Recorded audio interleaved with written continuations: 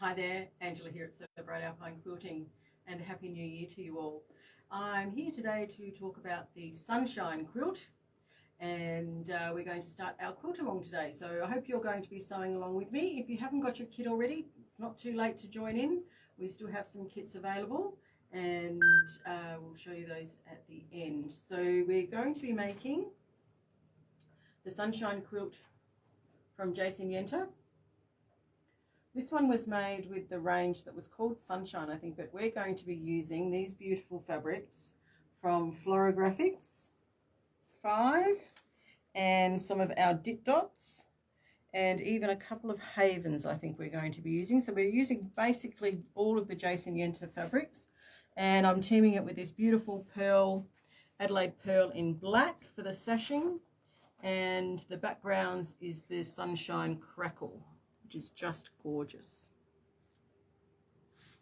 So I hope you have fun watching me and sewing along with me. So it's a really great quilt that features some beautiful rainbow effects and some gorgeous floral appliques, very similar to the teapot sampler quilt that we made a couple of years ago from Jason.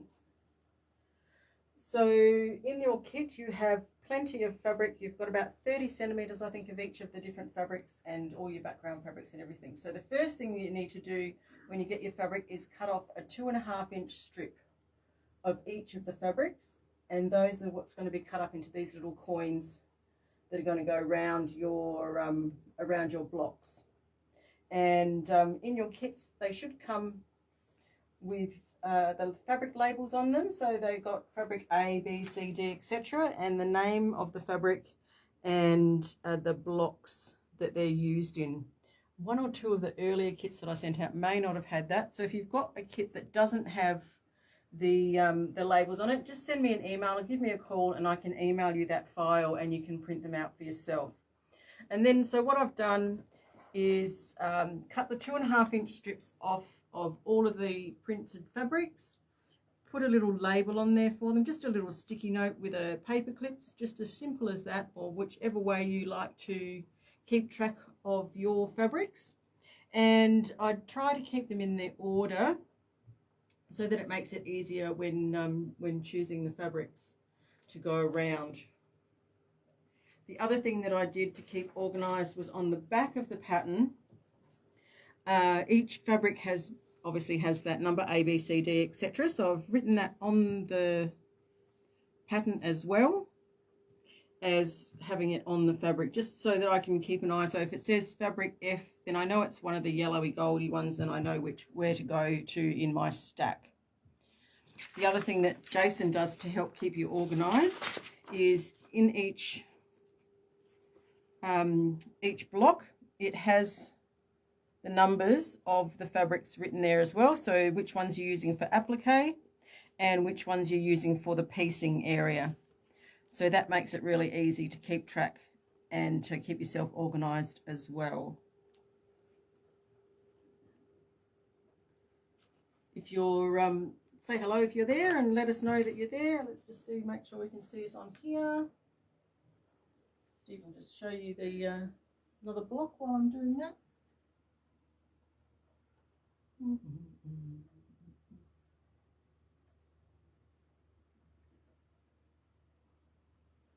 It's a bit of a delay with Facebook sometimes. It doesn't show up in the feed for me, so I have to fiddle around with the laptop to get it to work. So over there you'll see this is block number 2 that I've just started to lay out. So we've got all of the coins that we're going to use in this block. We've got our background cut and our 2 pieces of sashing. Oh, the other thing I've done is I've gone through and I've cut up all of the background squares so that I have them all ready to go, and cut in however many strips it says in the pattern for the sashing strip. So they're all ready to go. So each time I need to start a block, I don't have to cut anything out. I can just get straight into it. Can you see? Yes, here we are. Glennis, see. Hello, Glennis.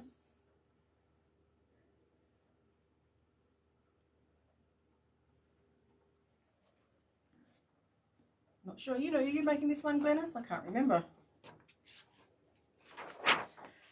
Okay, the other good thing about the pattern is you get two templates. You get the template to trace onto your Floragraphix, and then you also get a placement guide for laying out the pieces in readiness for the applique. So what I like to do is with my Floragraphix, I will come through and I will trace off each of the, oh, it's probably a bit hard to see there, put that down that way. So each of the shapes in order of the numbers. So the first one of this was B, so I trace all the B's in a line, all the C's, D's, E's, etc. to keep them all together, so that if I want to just, when I'm ironing on the fabrics, would love to, but too many projects already on the go. Yes, it's a bit like that, isn't it, Glennis? So yeah, so I keep them all together so that if I want to iron them on in one piece, I don't have to worry about cutting around it. So some of the fabrics I will fussy cut. When I'm putting the fabrics onto the shapes onto the fabric, sometimes I will fussy cut, and other times I will just let it go wherever it's going to go. With the fabrics, because there's so much pattern on them, it is often difficult to fussy cut. So it's best just to let it go, because flowers are organic and the colours just move across the flowers naturally anyway. So I'll show you this one here, for example. You can see with the fabrics that are going to be in the Q colour, I've just traced them off and put them into one little group. And the fabrics that are with the B fabric, so you can see this is quite a busy all over design. So instead of trying to fussy cut and, you know, making it look too intentional, I've just laid all of those pieces out in one strip, and it'll be a happy accident, and we'll see what we get. Other tips for you, so make sure you're using a nice fine pencil like one of the Sew line lead pencils. I prefer to use a lead myself. You can use a biro if you like, but I don't want to risk the biro transferring to the fabric with the iron, because we don't know how they're going to react under heat. With your Floragraphix, make sure you're keeping it either in a Ziploc bag or wrapped up nice and tight in some Glad wrap, just to stop it from separating, because it's the humidity that can make the paper separate from the glue. If it does, you should be able to still use it. You'll just have to take a little bit of care that you get all the layers together. So I'll just show you a couple of the pieces. So I just use a little pair of scissors just to cut around them. So what have we got here? We've got the P fabric. So I just cut around it roughly outside the line.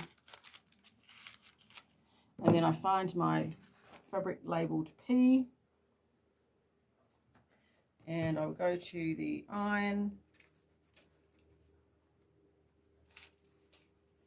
upside down, and as you can see, this is quite a busy fabric as well, so I can either fussy cut it, or I can just be a little bit more economical and just put it down and be happy with what we get.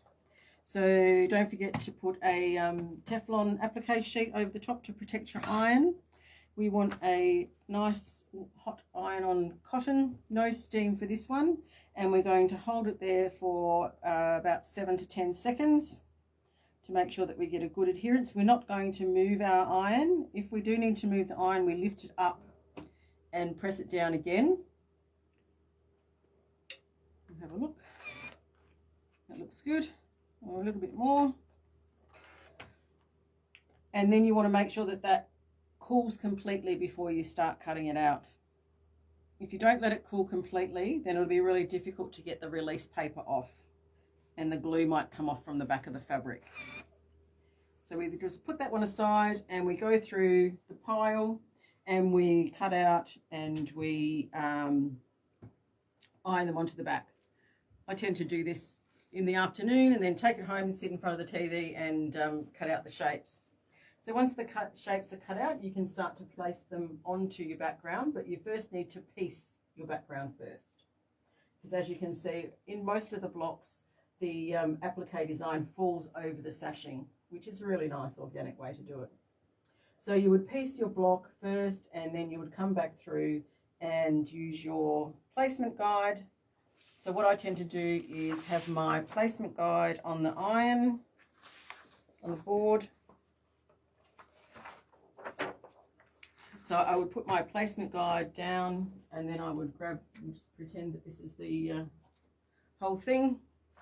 So I would put that down there, and you can more or less see through it. If you're having trouble seeing through it, then you can use the other,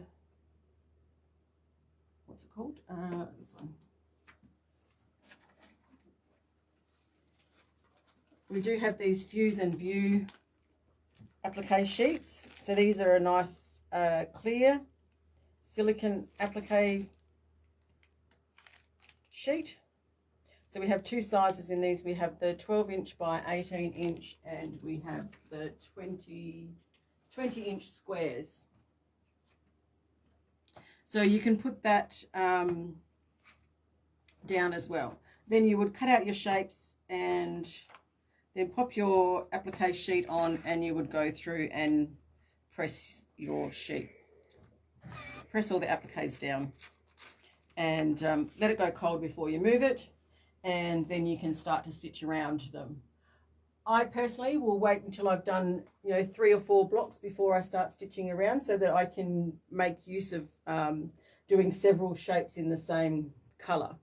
So I'm going to machine applique mine with a blanket stitch, and I'm going to use a more or less matching thread, and I'm going to be using, if we just wander over to this side here, Steve, I'm going to be using the Wonderful threads. So these are the beautiful Harmony rayon threads, perfect for applique. So I'll use a mixture of the variegated ones, and where it's needed, I will be using either a solid colour, or even I might even, in this pack here, in the Christmas pack, there's some gorgeous metallics. So you might just need a little bit of sparkle. You can, of course, hand stitch your applique on. If that was the case, I would use the Valdani 6-strand or a pearl thread. And we also have the silk threads from Daruma in a little bundle there like that, which are really nice. They work out really nice too. They sew really nicely. And don't forget to have at least either a Microtex needle, and start with a new needle every time, and your or your embroidery needles. Well, I should mention, for cutting out the appliques, I really like the Fiskars spring action scissors. Nice titanium. They're very strong. Their point goes all the, they cut really nicely to the point, and they're quite maneuverable. And because they're spring action, when you're cutting, you don't have anything around your thumb, so you don't get a numb thumb if you're sitting there for a long time. I also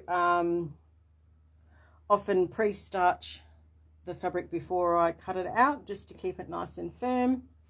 Obviously I use Flies-A-Flicks most of the time, and my beautiful Eliso irons, which we have, I think we've got 2 left, haven't we, Steve?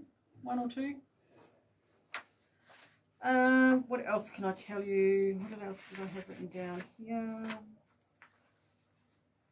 But basically, it is, like I said, it's not that it's easy. It's a reasonably easy quilt to make. It's just one of those ones that it's repetitive. So depending on whether you like to work on all of your backgrounds first, you could go through and piece all of your background squares, so you've got them out there. Just make sure that you label them 1, 2, 3, 4, 5, 6, 7, 8, etc. Or you can go do each one as you go. If you like to do your applique as you go, that's fine. Like I said, I prefer to be able to, change the thread, do 2 or 3 blocks, 3 or 4 blocks, so that I only have to change the thread, a half dozen times, instead of every time you've got, just sewing 1 or 2 petals and then changing threads. In the bobbin, I tend to use just a bobbin fill, so I would use the Wonderful bobbins either the pre-wound ones, or you can wind it onto your own bobbin if it doesn't fit in your machine, or just a neutral thread like a resant, very fine thread. So you need something fine in the bobbin as well. And I'll probably pop back in 2 weeks' time to show you the how far we're going, and then we'll do some demonstrating on the applique technique and keep you filled in on how we're going with ours. As I said, if you need anything, give us a call. Oh, while we're here, you might want to have a sneak peek of our vision board for this year, where we've got some of the projects that we're working on. So we're still working on, we've got a few kits left of the A View From Here. I've still got to quilt that one. Congo Star sample is done, and we've got kits ready for that. The beach house is almost finished. We've still got about 3 or 4 kits of that. Urban windows we're working on at the moment. That's on the other wall. And the Wonderful Curves sampler, the mod sampler, is going to be starting at the end of this month. So I'm working on that. That's the other blocks that you can see behind me. So I'm working on the solid version at the moment, and then as we get into the sew along at the end of the month, I'll start showing you the printed version. There's our Sunshine Quilt. Got some little hangers to go in the studio with the beautiful with the stitch panels. I'm going to start working on some fabric bowls shortly, and doing some classes in that. There's this beautiful Euphoria panels from Create Joy project that are here. And coming soon, we have this gorgeous fabric called Local Honey from Heather Bailey. That's coming late this month, next month, and then in March we'll have this one here, which is a water lilies fabric. This beautiful panel with water lilies on it, or lotus flowers, whatever you want to call them. They look more like lotus flowers to me. That's a Northcott one. We're going to be in Shepparton at Craft Alive in the end of February, so I'll be working on some samples for that. There'll be the designer tote from Lisa Chandler. I've got some designing to do in EQ8. I've got some ruler work to work on to bring you some classes with that from the classes that I went to in AMQF. We've got some new Anna Maria Horner fabric coming later in the year. New Cafe coming later in the year. This one is called Mosaic Masterpiece. It's an absolutely gorgeous little fabric. It's coming from Hoffman, so that's coming about March, April. And this one here is called Colour Wheel from a Wyndham fabric. That'll be coming June, July, August, somewhere around there. And this one here is called Bright World, and this is a little kit that's coming from Wyndham as well.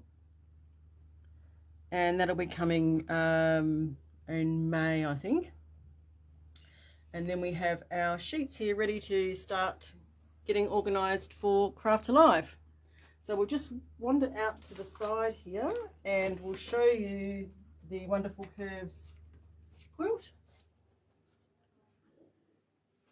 So this is all cut out with the Wonder Curve ruler from So Kind of Wonderful.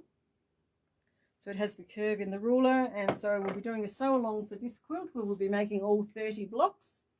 And we'll be making it in the boho cloth fabric, which is this beautiful fabric here.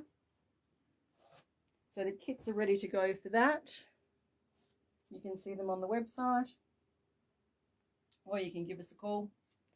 And here we have a box of solids, so various solids that I'll be using for the other version that you saw on the wall behind me.